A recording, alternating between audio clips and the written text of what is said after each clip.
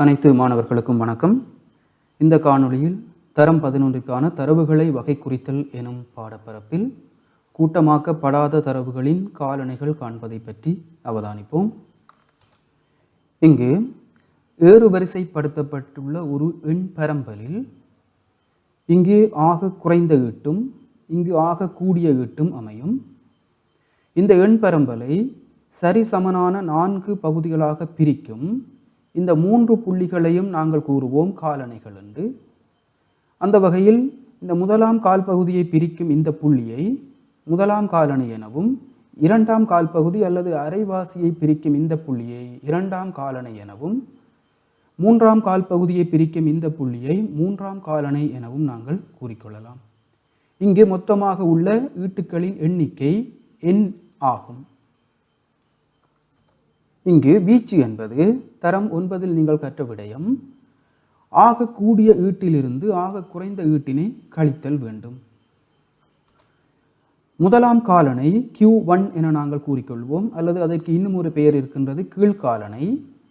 அதற்கு 4/1 இது கால் பகுதி என்பதால் 4/1 தர n சக ஓராம் ஈட்டு, n ஈட்டுக்கள் மொத்தமாக இருப்பின் இங்கு n சக ஓராம் ஈட்டின் கால் பகுதி எங்கு இருக்கின்றதோ அந்த புள்ளி தான் எங்களுக்கான முதலாம் காலனையாக இருக்கும். இது சமன்பாடு. இரண்டாம் காலனை Q2, அதற்கு இன்னும் ஒரு பெயர் இருக்கின்றது, இடையம். அதற்கான சமன்பாடு 2/1 தர n சக ஓராம் ஈட்டு. அடுத்தது மூன்றாம் காலனை Q3, அதற்கு மற்றொரு பெயர் மேல் காலனை. அது 4/3 தர n சக ஓராம் ஈட்டு. இந்த சமன்பாடுகள் எங்களுக்கு ஞாபகம் இருக்க வேண்டும். இவை கூட்டமாக்கப்படாத தரவுகளுக்கு. அடுத்ததாக காலணி இடைவீச்சு. வீச்சு என்னும் போது இந்த எண் பரம்பலின் ஆக கூடிய ஈட்டிலிருந்து ஆக குறைந்த ஈட்டினை நாங்கள் கழித்தல் வேண்டும். அதே போல காலணி இடைவீச்சு என்னும் போது ஆக கூடிய காலணியிலிருந்து ஆக குறைந்த காலணியை நாங்கள் கழித்தல் வேண்டும். எனவே மூன்றாம் காலணியிலிருந்து முதலாம் காலணியை கழித்தல் வேண்டும். இப்பொழுது ஒரு வினாவினை அவதானிப்போம். பரீட்சையில் மாணவர்கள் பெற்ற புள்ளிகள் கீழே தரப்பட்டுள்ளது. இங்கே 30, 20, 15, 13, 40, 55, 34, 60, 30, 28, 50 என ஒரு ஒழுங்குமுறையின்றி பச்சை தரவாக இவை தரப்பட்டிருக்கின்றன. இப்புள்ளி பரம்பலின் வீச்சு யாது, இடையம் யாது, காலணி இடைவீச்சு என்பவற்றை காண வினவப்பட்டுள்ளது. இப்பொழுது முதலாவதாக இந்த பச்சை தரவாக தரப்பட்டுள்ள இந்த எண் பரம்பலினை நாங்கள் ஏறுவரிசைப்படுத்துதல் வேண்டும். அவ்வாறு ஏறுவரிசைப்படுத்தும் போது 13, 15, 20, 28, 30, 30, 34, 40, 50, 55, 60 என 11 ஈட்டுக்கள் இங்கு அமைந்திருக்கின்றன. இப்பொழுது இங்கு வீச்சு என்பது அதி கூடிய ஈட்டிலிருந்து அதி குறைந்த ஈட்டினை நாங்கள் கழித்தல் வேண்டும். எனவே 60லிருந்து 13 கழிக்கும் போது வீச்சு 47. அடுத்ததாக இடையம் என்பது இரண்டாம் காலனை. அதற்கான சமன்பாடு 2/1 தர n சக ஓராம் ஈட்டு. இங்கு எண்ணிற்கு பதிலாக 11. எனவே n சக 1ற்கு நாங்கள் பிரதியிட வேண்டும் 12. 12 2 வகுக்கும் போது ஆறாம் ஈட்டு. இப்பொழுது ஆறாம் ஈட்டினை நாங்கள் இந்த எண் பரம்பலில் அவதானிப்போம். முதலாம் ஈட்டு 2, 3, 4, 5, 6.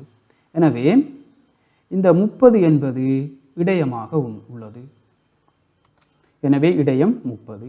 அடுத்ததாக காலணி இடைவீச்சு காணுதல் வேண்டும். அதற்காக நாங்கள் முதலாம் காலணை மற்றும் மூன்றாம் காலணிகளை காண்போம்.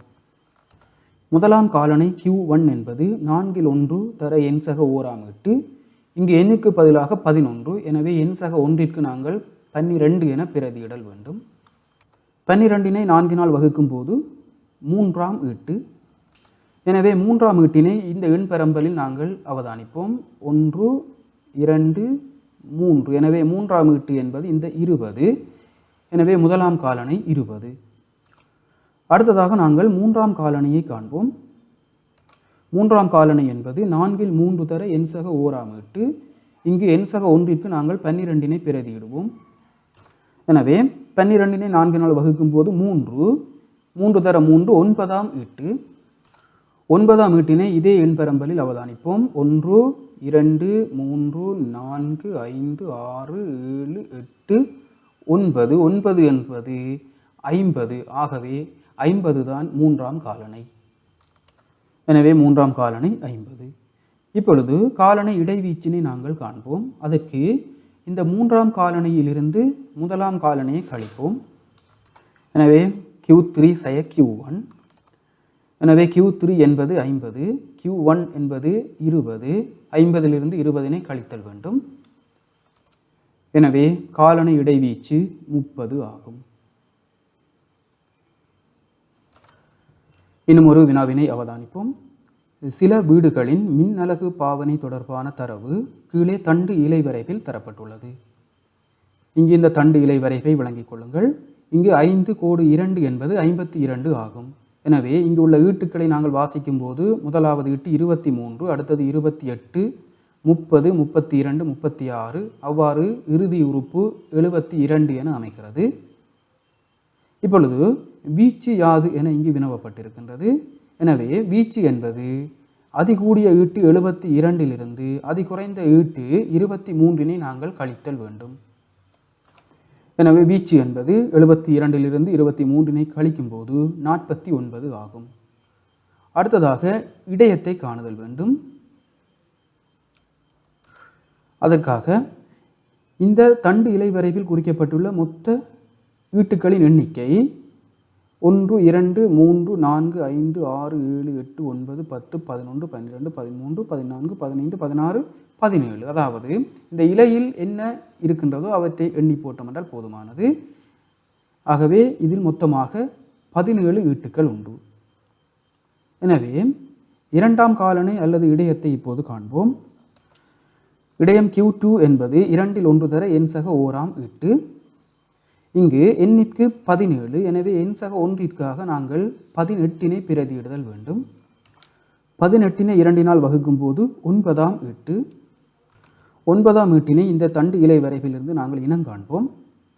இந்த இலையில் 9ஆம் ஈட்டு எங்கு உள்ளதென எண்ணினோமாக இருந்தால் போதுமானது. எனவே இங்கு 1, 2, 3, 4, 5, 6, 7, 8, 9. எனவே இந்த 9 என்பது 49. ஆகவே இடையம் 49.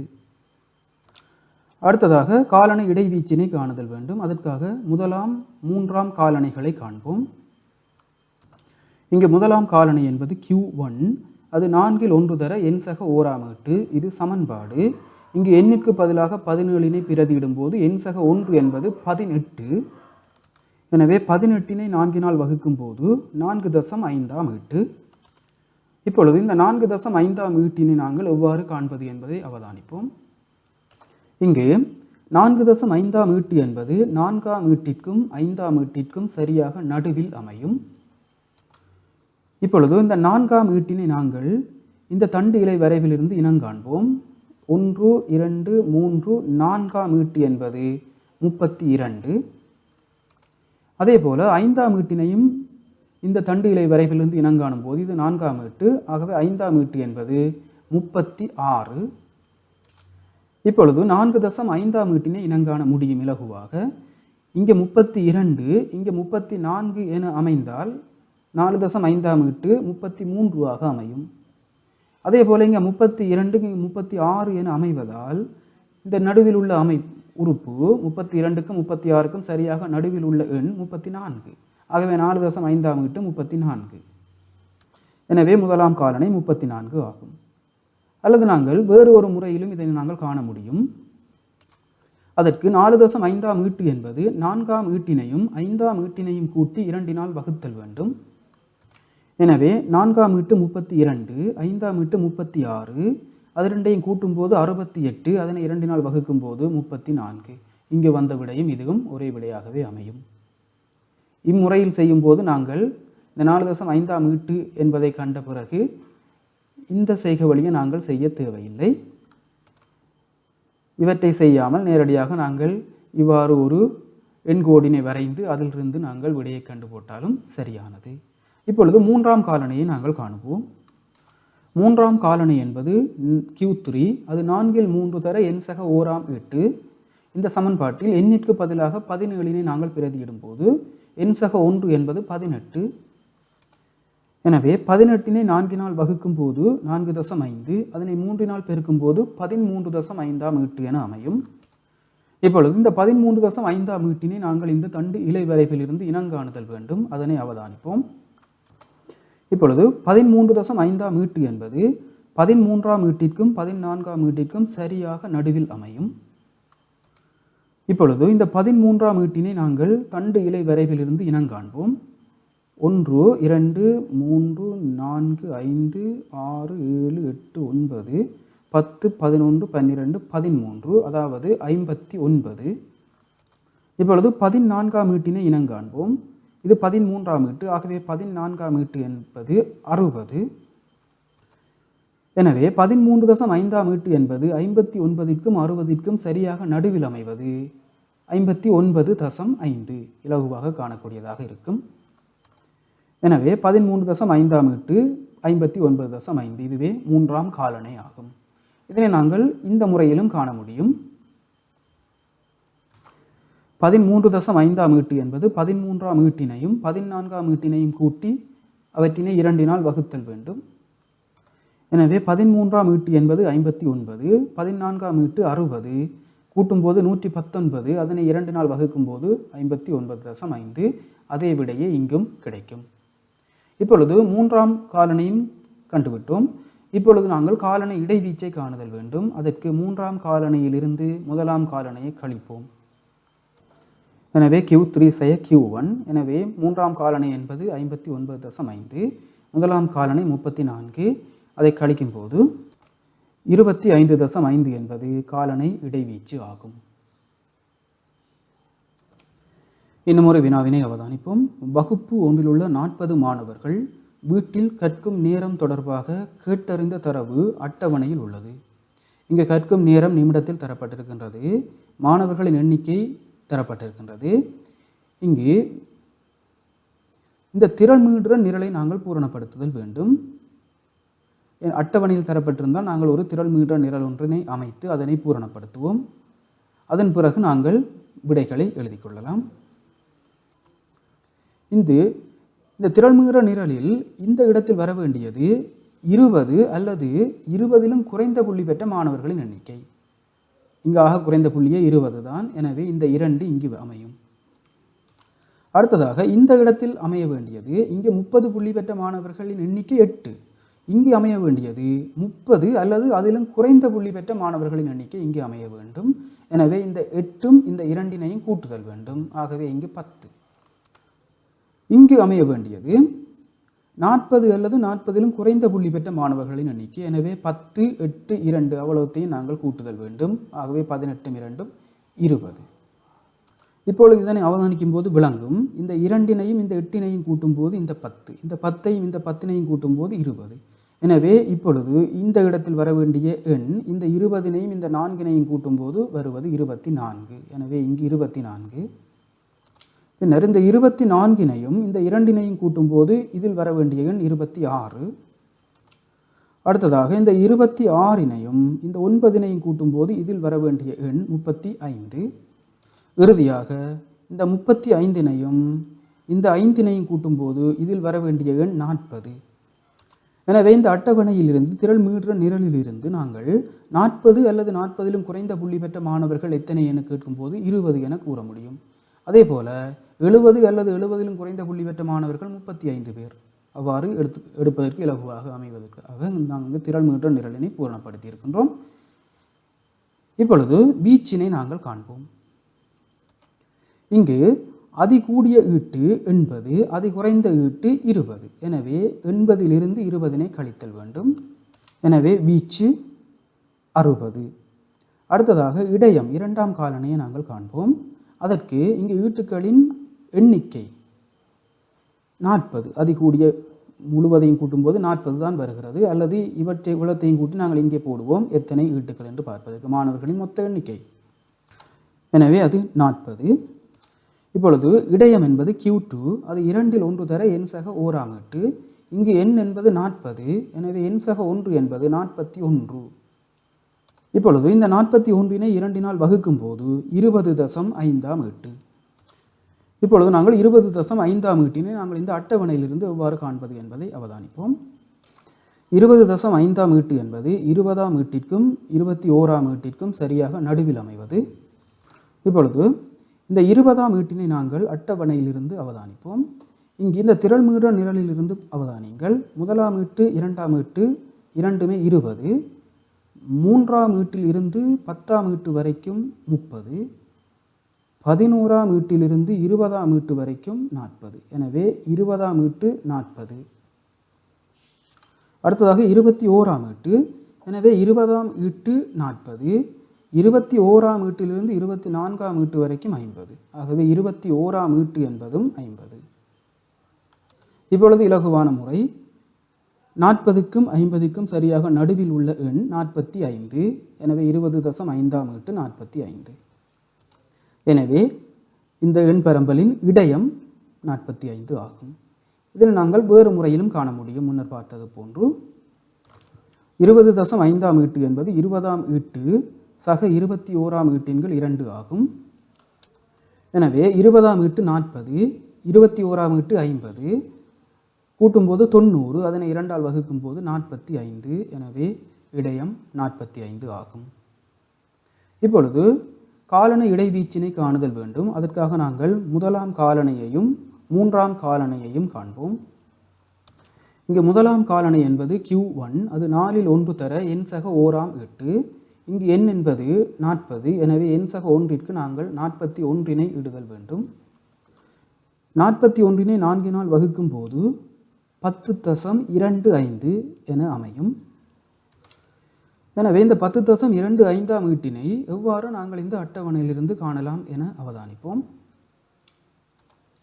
இப்பொழுது இந்த 10.25ஆம் ஈட்டு என்பது 10ஆம் ஈட்டிற்கும் 11ஆம் ஈட்டிற்கும் இடையில் அமையும். நடுவில் அல்ல, இடையில் அமையும். எனவே 10ஆம் ஈட்டிற்கும் 11ஆம் ஈட்டிற்கும் சரியாக நடுவில் அமைவது 10.5ஆம் ஈட்டு. இப்பொழுது இந்த 10.5ஆம் ஈட்டிற்கும் 10ஆம் ஈட்டிற்கும் சரியாக நடுவில் அமைவது 10.25ஆம் ஈட்டு. இப்பொழுது நாங்கள் 10ஆம் ஈட்டினை இந்த அட்டவணையிலிருந்து இனங்காண்போம். இங்கு முதலாம் ஈட்டு தொடக்கம் 2ஆம் ஈட்டு வரைக்கும் 20, 3ஆம் ஈட்டு தொடக்கம் 10ஆம் ஈட்டு வரைக்கும் 30. எனவே 10ஆம் ஈட்டு என்பது 30. அடுத்ததாக 11ஆம் ஈட்டினை இனங்காண்போம்.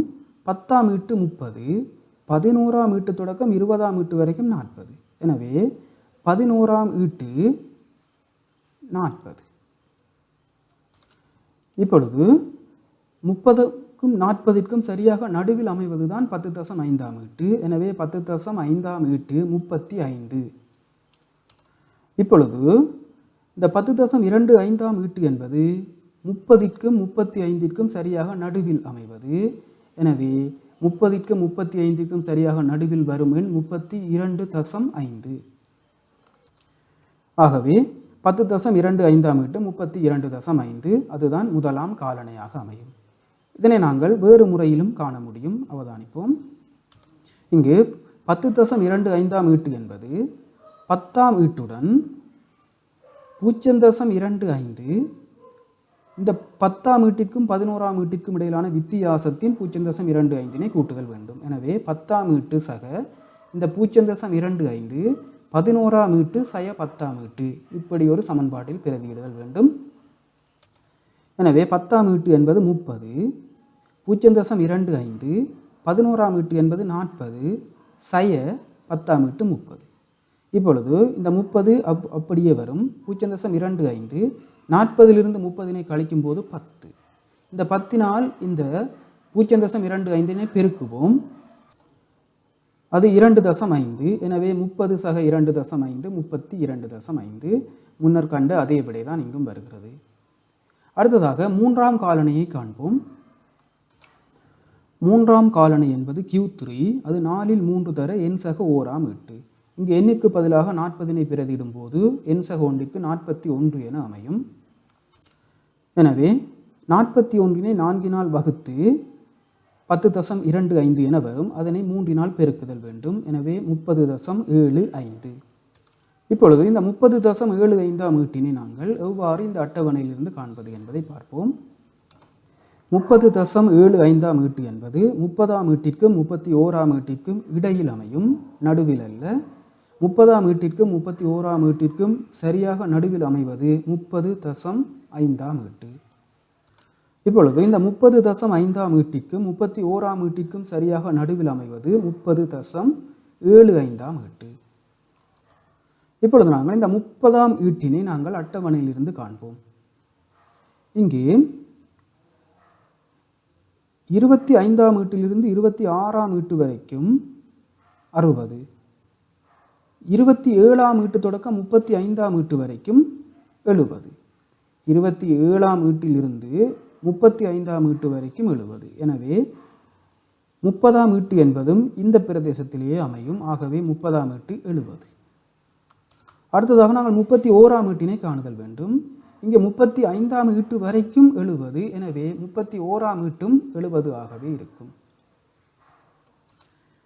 எனவே 30ஆம் ஈட்டும் 70, 31ஆம் ஈட்டும் 70 ஆக இருப்பின் 30.5ஆம் ஈட்டு சரியாக நடுவில் உள்ளது, அதுவும் 70 ஆகவே இருக்கும். இப்பொழுது 30.5ஆம் ஈட்டும் 70, 31ஆம் ஈட்டும் 70. எனவே 30.75 அது ரெண்டுக்கும் சரியாக நடுவில் உள்ளது, அந்த ஈட்டும் 70 ஆகவே இருக்கும்.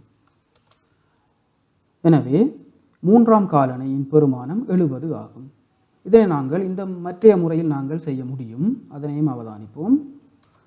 இங்கே 30.75ஆம் ஈட்டு என்பது 30ஆம் ஈட்டுடன் இங்கு 0.75 31ஆம் ஈட்டிற்கும் 30ஆம் ஈட்டிற்கும் இடையிலான வித்தியாசத்தின் 0.75னை கூட்டுதல் வேண்டும். இந்த சமன்பாட்டில் பிரதியிடுவோம். இங்கே 30ஆம் ஈட்டு 70, 0.75, 31ஆம் ஈட்டும் 70, 30ஆம் ஈட்டு சய 70 என்று அமைய இருக்கிறது. இங்கே 70 சக 0.75, 70லிருந்து 70னை கழிக்கும் போது 0. எனவே 70 சக 0, 0.75னை 0த்தினால் பெருக்கும் போது 0 தான். ஆகவே விடை 70. எனவே 3ஆம் காலணை 70 ஆகும். இங்கு 30ஆம் ஈட்டும் 31ஆம் ஈட்டும் 70 என அமையின், இதன் இடையே அமையும் எல்லா ஈட்டுக்களின் பெருமானமும் 70 ஆகவே அமையும். எனவே இந்த சமன்பாடுகளை நாங்கள் அமைக்காது நேரடியாக விடை கூறினாலும் சரி. இங்கே 30ஆம் ஈட்டு, அதாவது 27ஆம் ஈட்டிலிருந்து 35ஆம் ஈட்டு வரைக்கும் 70 ஆக அமைவதனால் 30ஆம் ஈட்டும் 31ஆம் ஈட்டும் 70 தான். ஆகவே நேரடியாக நீங்கள் 70 என விடை கூறலாம். இவ்வளவு செய்கை வழிகளும் அமையாமல் நேரடியாக 70 என விடை போட்டாலே எங்களுக்கு சரியானது இந்த இடத்திற்கு. இப்பொழுது நாங்கள் காலணை இடைவீச்சினை காண முடியும். 3ஆம் காலணை 70லிருந்து 1ஆம் காலணை 32.5னை கழிப்போம். எனவே காலணை இடைவீச்சு என்பது 37.5 ஆகும். நல்லது மாணவர்களே, இப்பொழுது நாங்கள் கூட்டமாக்கப்படாத தரவுகளின் காலணைகள் எவ்வாறு காண்பது என்பதை அவதானித்தோம். அதில் மிக முக்கியமானது இந்த சமன்பாடுகள் கூட்டமாக்கப்படாத தரவுகளாக உள்ள போது இங்கு எண்சக 1, அதாவது 4ல் 1 எண்சக 1 என்பது 1ஆம் காலணை, 2ல் 1 எண்சக 1 என்பது 2ஆம் காலணை, எண்சக 1 4ல் 3 என்பது 3ஆம் காலணையாக அமையும். இந்த சமன்பாடுகளைத்தான் நாங்கள் கூட்டமாக்கப்படாத தரவுகளுக்கு நாங்கள் பயன்படுத்துதல் வேண்டும். அதே போல காலணை இடைவீச்சு என்பது 3ஆம் காலணையிலிருந்து 1ஆம் காலணையை கழித்தல் வேண்டும். இது சம்பந்தமான மேலதிக வினாக்களை உங்களது பயிற்சி புத்தகத்திலும் வேறு பயிற்சி புத்தகங்களில் உள்ள வினாக்களையும் செய்து தேர்ச்சியில் ஈடுபடுங்கள். மீண்டும் அடுத்த காணொளியில் சந்திப்போம். வணக்கம்.